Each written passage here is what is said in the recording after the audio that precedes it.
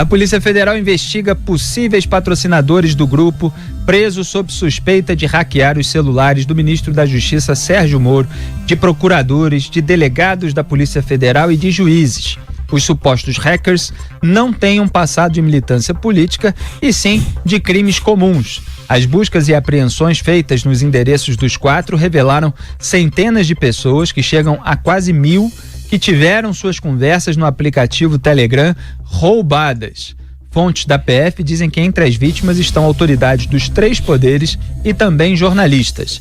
Ao decretar a prisão temporária de investigados, o juiz Valisney de Souza Oliveira, da 10ª Vara Federal de Brasília, apontou para a incompatibilidade entre as movimentações financeiras e a renda mensal do casal Gustavo Henrique Elias Santos e Suelen Priscila de Oliveira, que em 2 períodos de 2 meses, abril a junho de 2018 e março a maio de 2019, movimentou R$627 mil, com renda mensal de R$5.058.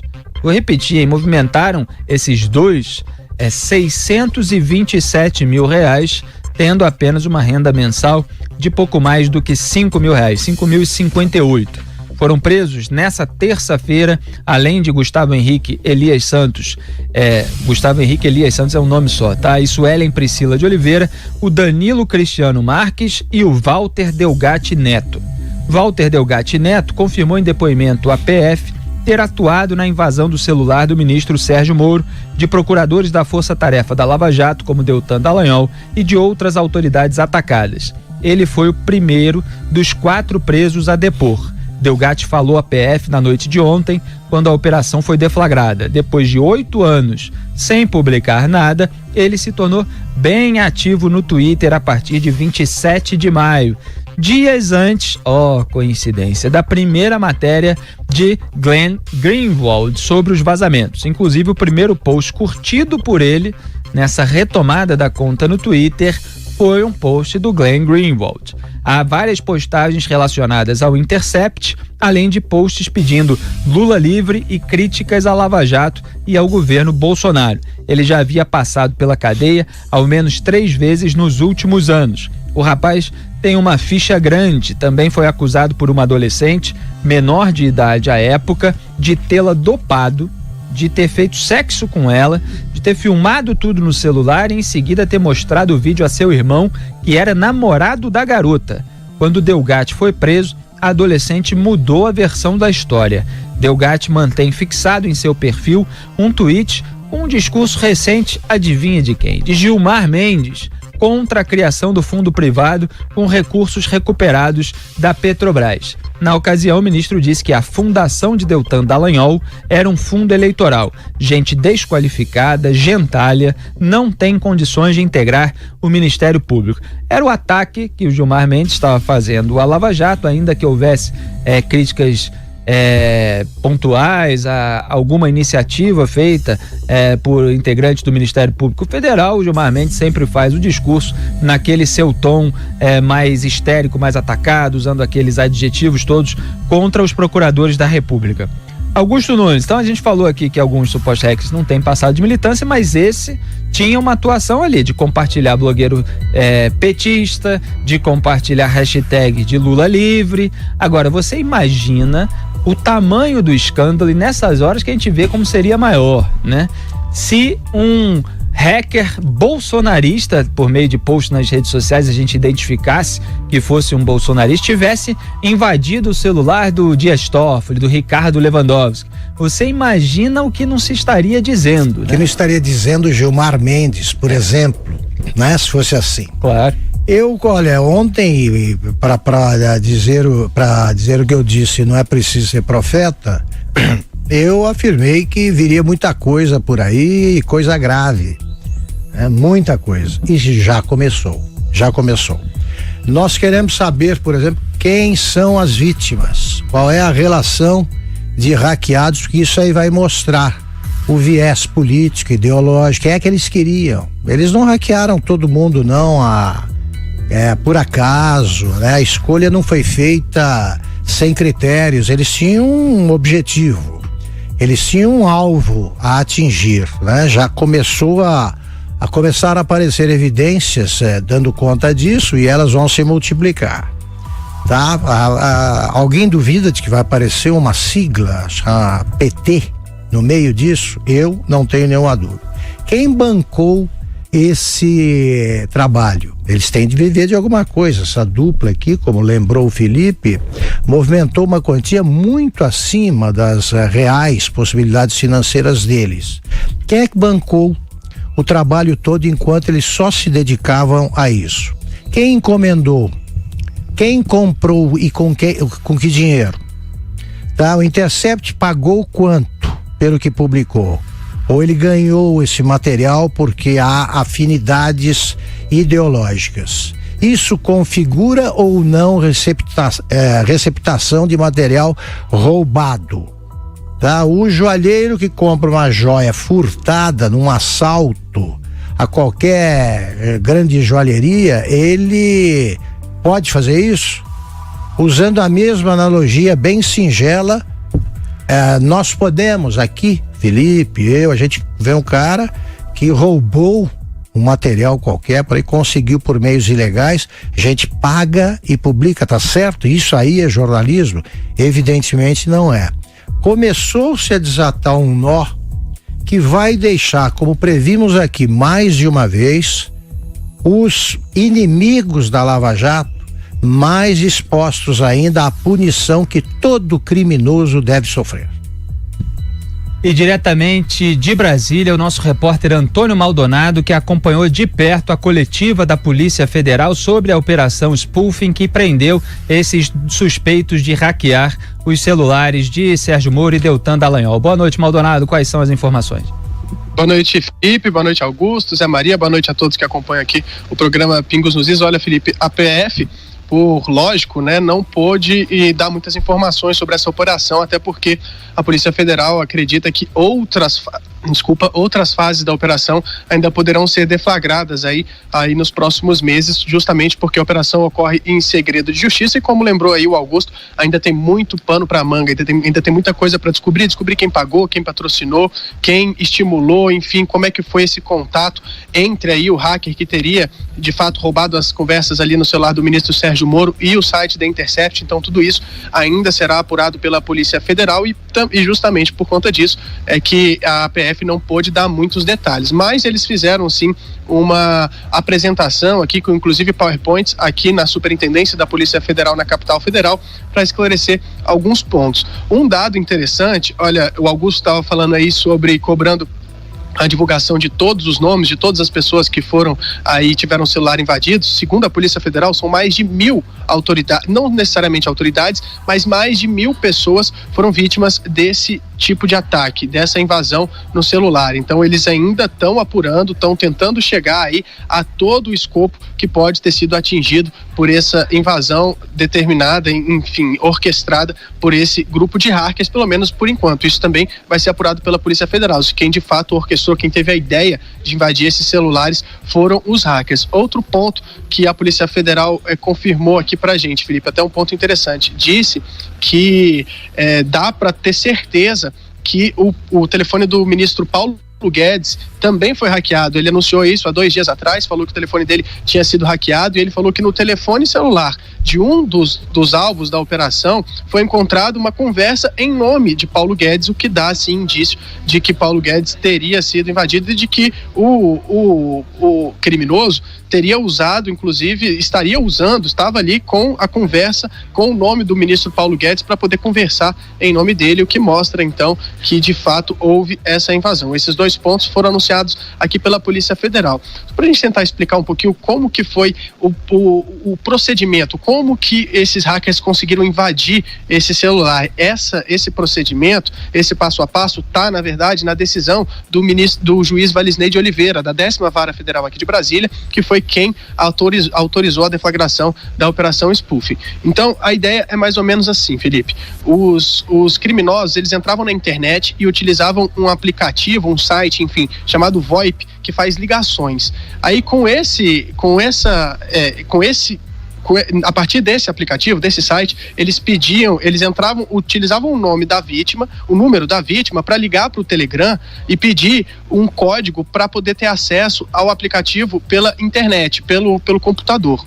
E aí, logo em seguida, eles ligavam para a vítima para que o telefone ficasse ocupado. Com o telefone ocupado, na hora que o Telegram ligava para a vítima para informar esse número que ela tinha supostamente pedido, o telefone estava ocupado, então o Telegram acabava deixando esse número, esse código, na caixa postal. E aí tem uma brecha no sistema de comunicação brasileiro, no sistema de telefonia, que é o seguinte: quando um número liga para ele mesmo, ele acaba acessando automaticamente a caixa postal. Então, por isso, por exemplo, que o ministro Sérgio Moro recebeu cerca de 3 ligações no nome dele. A primeira ali foi para o telefone manter ocupado, depois já foi para os criminosos conseguirem acessar a caixa postal. Acessando a caixa postal, eles pegavam lá o código para ter o acesso ao aplicativo online, abriam um aplicativo no computador e aí tinham acesso livre às conversas, ao histórico de mensagens dos alvos desse crime que foi cometido aqui por esse grupo de hackers. Eles ainda estão apurando qual foi o papel de cada um dos hackers, dos 4 que foram presos, mas aparentemente tem 2 ali, tem um que teria roubado esse conteúdo e teria mostrado para outros ali, para meio que contar vantagem, que faz parte, assim, tem relação com o histórico dele, né? Você citou aí, ele tem um histórico já teve outros casos envolvendo outros casos na polícia, já foi acusado de outras questões, então, assim, ele tem envolvimento na justiça, então pelo menos essa é a avaliação, por enquanto, aqui da Polícia Federal, que vai continuar investigando para descobrir aí quem foi que pagou, como é que foi, qual foi a intenção real desses hackers que invadiram o telefone celular, não só do ministro da Justiça, mas, segundo a Polícia Federal, de mais de 1.000 brasileiros. Legal, Maldonado. Então, eles ligavam para ocupar. Eu li tudo isso sobre como é que eles conseguiram esse tipo de invasão, que alguns técnicos já estão dizendo que não é exatamente uma invasão, porque ele se faz passar por outra pessoa. O Maldonado explicou muito bem ali. Então, eles ligavam para o celular do Moro para deixar o celular ocupado, aí mimetizavam o celular do Moro, quer dizer, faziam se passar por quem estava chamando do celular do Moro por meio desse VoIP, e aí conseguiam acessar a caixa postal como se estivessem ligando do celular para ele próprio. E aí ouviam aquele código de acesso ao Telegram, ao aplicativo que havia sido enviado para a caixa postal do Sérgio Moro do celular. Aí usavam o código, ouviam o áudio, né? Tinham acesso à caixa postal, ouviam o áudio com o código, aí usavam o código e entravam no sistema de aplicativo e aí puderam ter acesso a todas as conversas. Um esquema complexo, gente que está acostumada a fazer esse tipo de drible aí, Augusto Nunes. Vive disso, né? Agora, o que me conforta é a incompetência dos bandidos brasileiros, né? Além deles não fabricarem o álibi com a devida antecedência, eles acham que só os quadrilheiros sabem fazer isso. Eles subestimam, né, a Polícia Federal. Eles acham que não tem a contraofensiva. É evidente que a Polícia Federal dispõe de técnicos capazes de rastrear esse tipo de trabalho e de conseguir, certo? Fala, Maldonado.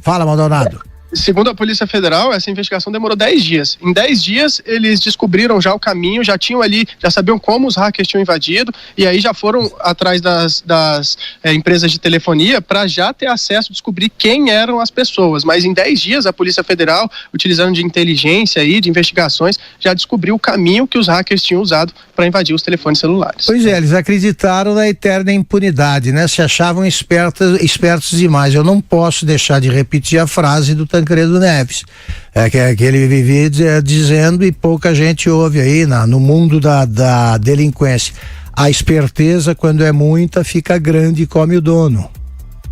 Exatamente, e já está circulando a nota do dinheiro que foi encontrado em um dos endereços. São cerca de R$100 mil em notas de R$50, pelo menos a maior parte, tem algumas de R$100 também. Eles foram apreendidos ontem na casa de Gustavo Henrique Elias Santos e Suelen Priscila de Oliveira, na operação Spoofing. Esses que são aquele casal. Maldonado, mais alguma informação aí da coletiva? Eu acompanhei agora há pouco também, eles falaram que foram 40 policiais federais utilizados na operação, quer dizer, uma operação relativamente grande. Sem dúvida, Felipe, até porque teve que ir muito perito também, né? Porque como era uma operação que envolvia a área de tecnologia, os policiais federais precisaram levar peritos para não deixar passar nada, para não deixar passar ali um HD externo que poderia estar transfigurado, né? Sabe aqueles HDs bonitinhos ali, você nem percebe que é um HD externo, ou então também para investigar, entrar no computador e encontrar caminhos, às vezes pastas ocultas. Então a Polícia Federal teve que contar não só com os agentes da PF, mas também com peritos aí, justamente para poder garantir o êxito dessa operação, que aparentemente, pelo menos segundo a Polícia Federal, foi completo, assim, a polícia conseguiu comprovar segundo aqui os próprios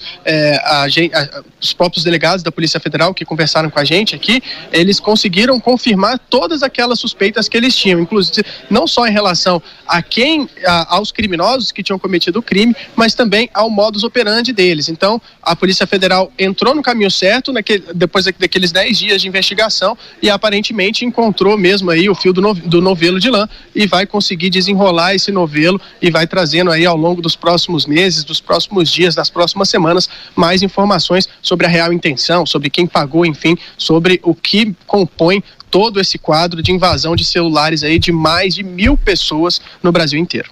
Pelo que eu entendi ali do depoimento dos policiais federais, houve a entrega do celular do Sérgio Moro e houve uma perícia criminal federal, foi nesse celular, né, Maldonado? E aí eles contaram como a partir daí conseguiram localizar os IPs, fazer o rastreamento da análise, né, dos IPs, das conexões com a internet, para então localizar e identificar ali os alvos mais concretos dessa operação.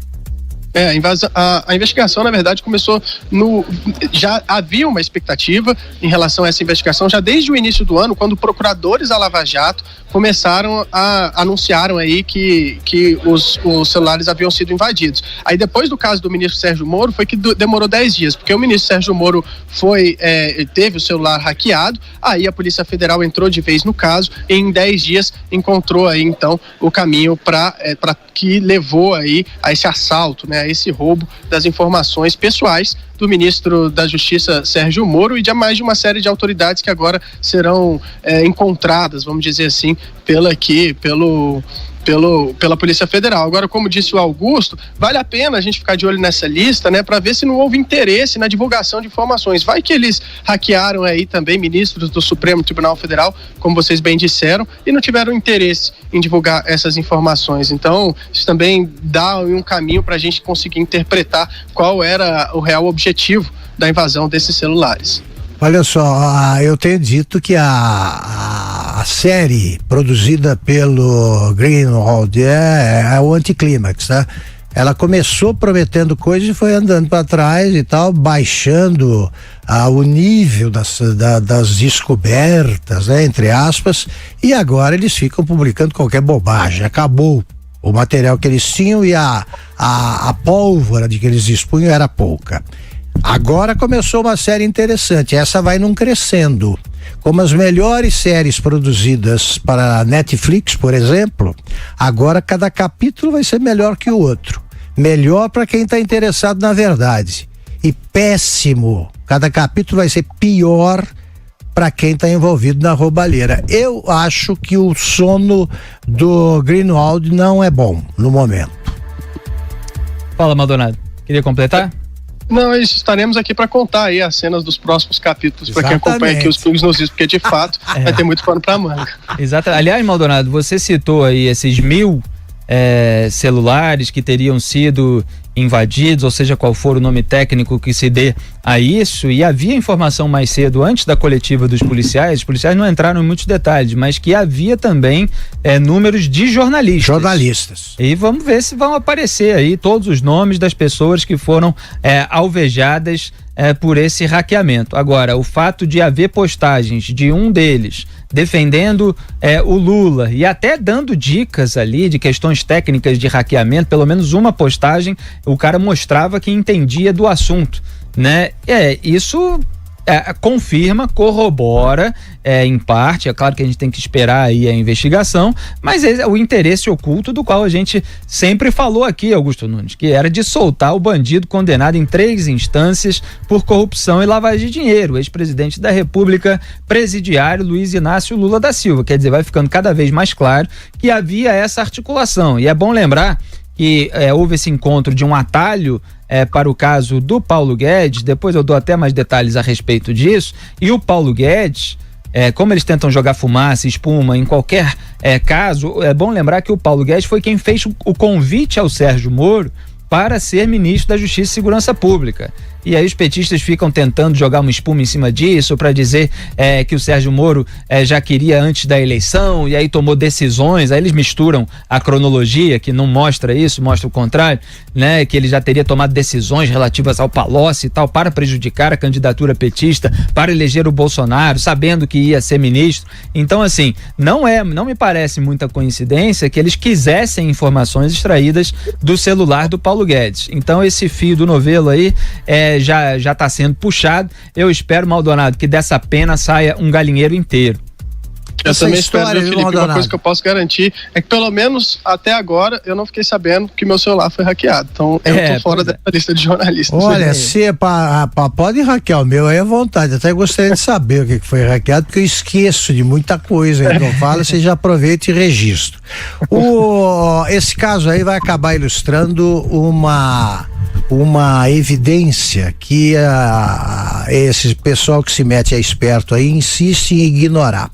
Não existe a verdade de cada um, né? Existe a verdade factual, que é o contrário da mentira. É muito simples.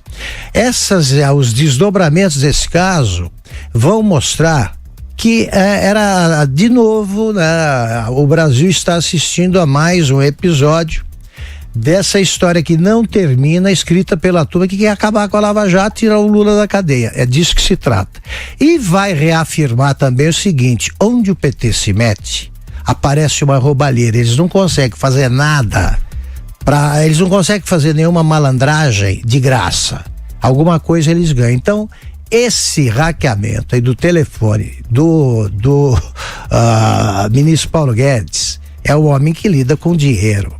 Alguma malandragem eles fizeram de novo, porque eles não conseguem deixar de roubar, mesmo com o camburão virando a esquina. É vício. Então vai aparecer. Isso aí eu me arrisco a adiantar. Mas tem uma questão, Augusto, que é sobre o uso do Telegram, né? Com o anúncio dessas invasões, enfim, e todo mundo já sabia que era por meio do aplicativo Telegram, muitas autoridades, enfim, a maioria das pessoas deixou de usar aí o aplicativo por conta desse medo, dessa insegurança. E aí o ministro Paulo Guedes, a questão do dinheiro, enfim, ele começou a lidar com dinheiro público aqui, com o orçamento público desde ali do processo de transição, vamos dizer ali em novembro do ano passado. Então esses anúncios foram agora. Então acredito assim que não tem muita coisa. O ministro Paulo Guedes não deve ter conversado muita coisa no Telegram que vale aí ser roubada e ser divulgada pelos criminosos. Então assim, eles ficaram na tentativa de assalto, Maldonado. Exatamente, uma tentativa de assalto, isso mesmo.